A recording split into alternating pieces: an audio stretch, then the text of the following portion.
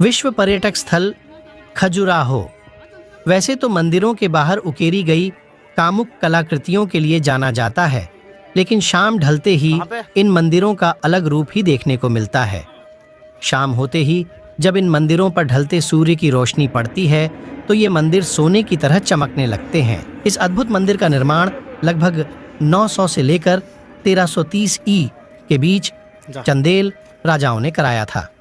हालांकि मंदिर निर्माण के पीछे कई इतिहासकारों के अलग अलग मत हैं, लेकिन मंदिर के बाहर कामुक कलाकृतियां काम कला एवं मोक्ष को दर्शाती हैं। बताया जाता है चंदेल वंश के राजाओं के शासनकाल में खजुराहो में तांत्रिक समुदाय के लोग योग और भोग दोनों को ही मोक्ष का साधन माना करते थे। खजुराहो के मंदिरों में बनी ये मूर्तियां उनके क्रियाकलापों की ही देन है। हजारों साल पहले बनाए गए यह मंदिर आज भी उसका जीता जगता सबूत है। मान्यताएं तो ये भी हैं कि एक बार राजपुरोहित हेमराज की बेटी हेमवती शाम के समय झील में स्नान करने पहुंची। उस समय चंद्रदेव ने स्नान करती अति सुंदर हेमवती को देखा तो चंद्रदेव पर उनके प्रेम की धुन सवार हो गई।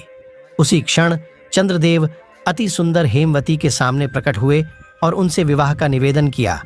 कहा जाता है कि उनके मधुर संयोग से एक पुत्र का जन्म हुआ और उसी पुत्र ने चंदेल वंश की स्थापना की थी। हेमवती ने समाज के डर के कारण उस पुत्र को वन में कर्णावती नदी के तट पर पाला था। पुत्र को चंद्रवर्मन नाम दिया। अपने समय में चंद्रवर्मन एक प्रभावशाली राजा माना गया। चंद्रवर्मन की माता हेमवती ने उसके स्वप्न में दर्शन दिए और ऐसे मंदिरों के निर्माण के लिए कहा जो समाज को ऐसा संदेश दें जिससे समाज में कामेच्छा को भी जीवन के अन्य पहलुओं के समान अनिवार्य समझा जाए और कामेच्छा को पूरा करने वाला व्यक्ति कभी दोषी न हो।